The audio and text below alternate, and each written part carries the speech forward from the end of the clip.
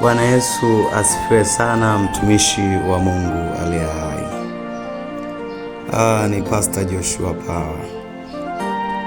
Ningependa nizungumze na wewe kama kijana, namna gani utaweza kumtumikia Mungu inavyopaswa, lakini pia ukajitenga mbali na uharibifu na kila tamaa za ujanani.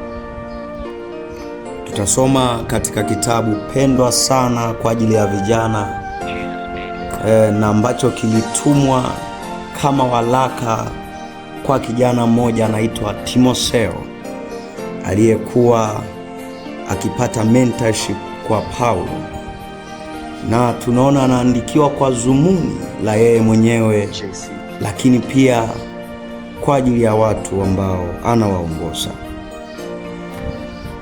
Tutasoma Timotheo wa pili sura ya 2 na ule mstari wa 20 mpaka wa 22. Unasema, basi katika nyumba kubwa havimo vyombo vya dhahabu na vya fedha tu, bali na vya mti na vya udongo, vingine vina heshima, vingine havina. Basi ikiwa mtu amejitakasa kwa kujitenga na hawa, atakuwa chombo cha kupata heshima, kilichosafishwa, kimfaacho Bwana, kimetengenezwa kwa kila kazi iliyo njema. Lakini zikimbie tamaa za ujanani, ukafuate haki na imani na upendo na amani, pamoja na wale wamwitao Bwana kwa moyo safi. Biblia inajaribu kuzungumza juu ya kijana na inajaribu kumpa maelekezo huyu kijana namna gani atembee. Paulo anajaribu kumtumia waraka Timotheo.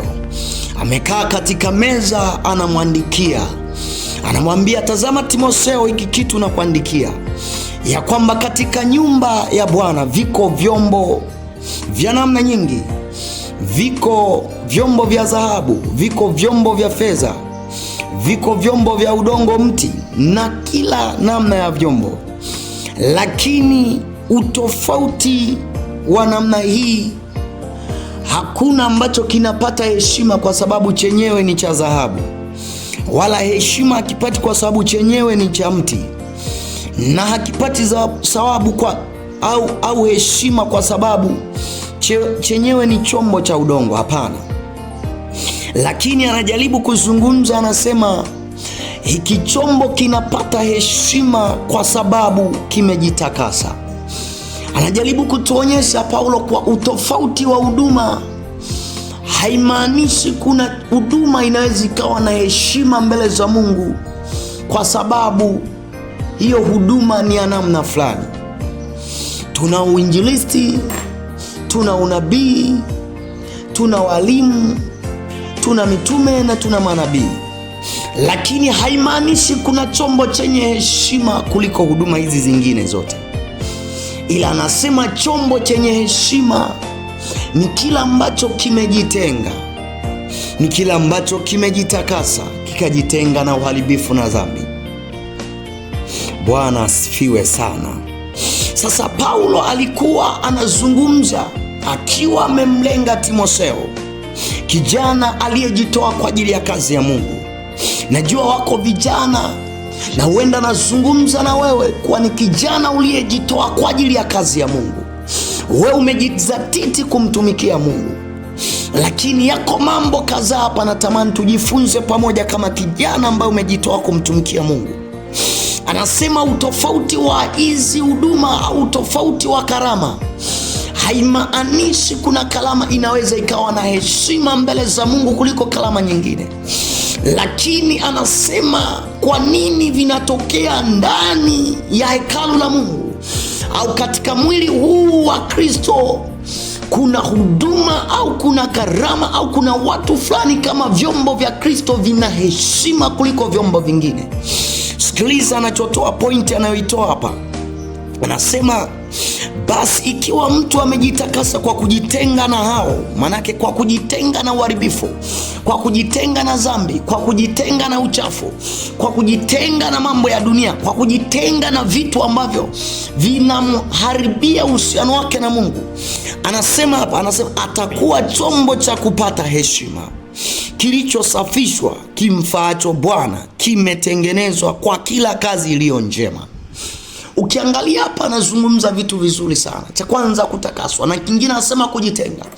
Sasa tukienda kwenye utakaso, kama utakaso tunavyosema, kuna utakaso ambapo kwa lugha ya kigeni ambayo ni ya Kiingereza tunasema sanctification. Sanctification tunazungumza vitu viwili ambavyo vinazungumzwa sana. Inazungumza about position sanctification, yani kutengwa mtu kwa ajili ya kusudi fulani. Mtu anaonyeshwa kusudi fulani. Lakini kuna kitu kinaitwa progressive sanctification. Hii ni mwendelezo wa Roho Mtakatifu na kazi ya Roho Mtakatifu ndani ya maisha ya mtu. Sasa naomba nizungumze moja baada ya nyingine. Nikizungumza habari ya hii kutengwa kwa ajili ya kusudi, wako ambao tumeona katika Biblia walitengwa kwa ajili ya kusudi maalum. Taifa la Israeli lilitengwa kwa ajili ya kusudi maalum. Toka mwanzo Mungu anatenga watu kwa ajili ya kusudi maalum. Sasa kusudi ni muhimu sana kijana ambaye ameitwa kulijua kusudi lake, kwa sababu kitendo cha kujua kusudi lake aliloitiwa na Mungu, tayari kuna vitu hata vishiriki, kuna watu hata shirikiana nao, na kuna mambo hata shirikiana nayo, kuna vitu hata chukuliana navyo, kwa sababu yeye ametengwa na anatambua kuwa ametengwa kwa kusudi maalum. Kijana, kuto kujua kusudi uliloitiwa moja kwa moja inakufanya wewe kuenenda na kutembea kihorela moja kwa moja, kwa sababu hujui kusudi uliloitiwa. Lakini ukilitambua kusudi uliloitiwa moja kwa moja, utatambua na utakuwa na nguvu na uwezesho utaupata kutoka kwa Mungu wa kutengwa mbali na kila uharibifu. Nyuma kidogo tukirudi, walikuwa wanaitwa wanadhiri au Nazarites kwa lugha ya Kiingereza, manake waliotengwa na kuwekwa mbali na vitu fulani ili wamtumikie Mungu. Kama tukisoma Warumi 1:1, anasema Paulo mtumishi wa Mungu aliyetengwa kwa ajili ya Injili ametengwa. Kutengwa, unatengwa kuanzia kwenye ufahamu wako, unatengwa na baadhi ya mambo. Unaanzia, yani kutengwa kunaanzia ndani mpaka nje. Kuna vitu wewe hutahusika navyo kwa sababu ni mtakatifu wa Bwana na unajua liko kusudi ambalo Bwana amekuitia. Kwa lugha hiyo, mtu atakayejua kusudi ni rahisi sana kujitenga na kuishi katika maisha ambayo Mungu anatamani akayaishi. Maisha matakatifu kwake sio sehemu ya kujipambania, kwa sababu analijua kusudi, na kulijua kusudi, ndani ya kulijua kusudi kuna uwezesho wa ajabu wa kuliishi kusudi. Hivyo utatengwa mbali na huo uchafu na uharibifu. Lakini pia anazungumza hapa mara nyingi sana kwa habari ya kumtenga, na ndiyo utakaso wenyewe. Utakaso ni kukaa mbali na uovu, kama Biblia inavyosema, kumcha Bwana ni kujitenga na uovu. Hakuna lugha nyingine. Kumcha Bwana ni kujitenga na uovu. Pale ambapo namcha Bwana, pale ambapo umetambua kusudi, tayari ni rahisi na ni lugha ya moja kwa moja kwamba umekwisha kujitenga na uovu. Hivyo Mungu amekutenga na amekuweka kwenye kusudi maalum. Lijue kusudi uliloitiwa ili uweze kumpendeza Mungu na kuishi katika yale Mungu ameamuru. Lakini tumesema kingine, progressive sanctification, utakaso au kuimarishwa kwa Roho Mtakatifu. Hii ni kazi ya Roho Mtakatifu ndani ya mwamini, na ndio maana anasema alikuja katika kile kitabu cha Yohana Mtakatifu 16. Alikuja yeye, ukienda mstari wa 8 na kuendelea, alikuja ili aushuhudie ulimwengu kwa habari ya dhambi, lakini aushuhudie kwa habari ya haki na hukumu. Nini? Huyu Roho Mtakatifu kupitia neno la Mungu, yeye anakuwa anakutengeneza kila siku ndani yako. Anaufinyanga ufahamu wako, anafinyanga matakwa yako, anafinyanga fikra na mawazo yako, anafinyanga nafsi yako, kiasi kwamba unafikia hali ya kuishi na kuwaza na kuhisi kama vile Mungu anavyotaka. Huku ni kutengenezwa ndani, na hakutengenezeki tu, anahusika mtakatifu wa Mungu. Lazima uhusike, sio tu Roho Mtakatifu atafanya kazi pasipo na wewe kuhusika. Lazima ulisome neno, na Roho Mtakatifu atalitumia neno ili kukufinyanga. Na ndio maana Daudi akasema, moyoni mwangu nimeliweka neno lako Bwana, ili nisije nikakutenda dhambi.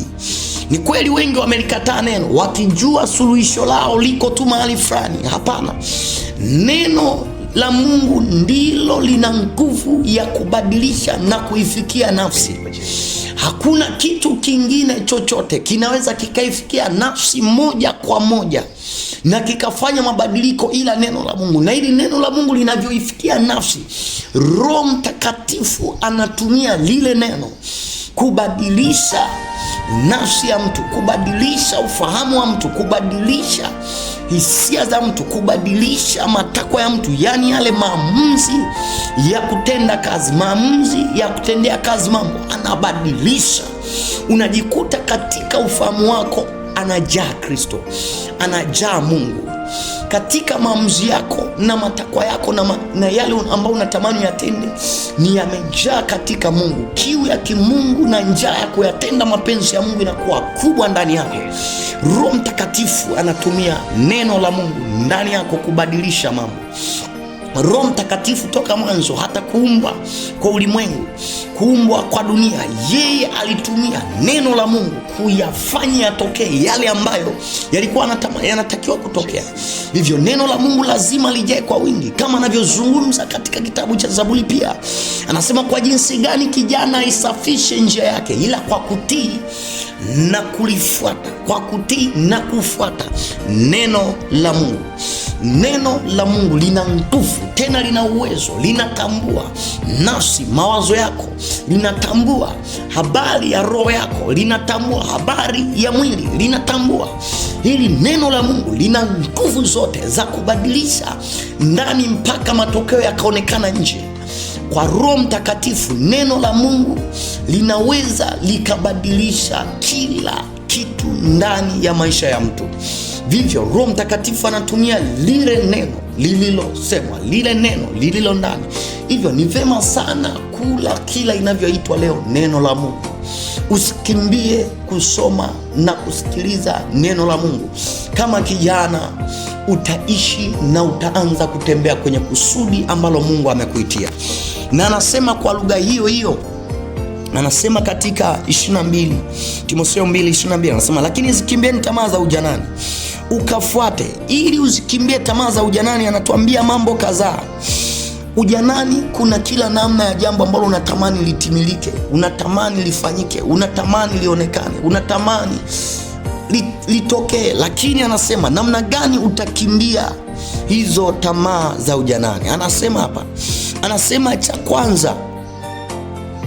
cha kwanza uanze kutenda haki, na haki ni mapenzi ya Mungu. Na anasema na imani uwe kielelezo, ukafuate imani. Imani haiji ila kwa kusikia, na kusikia neno la Kristo. Na anasema upendo, umpende Mungu, sio upendo kama upendo wanavyotoa maana watu wengine. Huu ni upendo wa kimungu, wa kumpenda Mungu, kumtumikia Mungu pasipo na sababu. Na anasema pia amani ni chanzo cha kimungu, au ni chanzo cha Mungu mwenyewe, kwamba yeye ameachilia amani isiyo ya kawaida kwa njia ya Roho Mtakatifu. Katika hiyo amani kamtumikie Mungu. Usiruhusu mafarakano, makwazo na upinzani na kila namna, mashindano na magomvi kama kijana, lakini uruhusu amani ili umtumikie Mungu inavyopaswa, na pamoja na wale wamuitao Bwana kwa moyo safi. Mungu akubariki sana, mtumishi wa Mungu aliye hai. Asante sana. Ni Pastor Joshua Power. Nikutakie wakati mwema na nikutakie tafakari njema sana kwa jina la Yesu.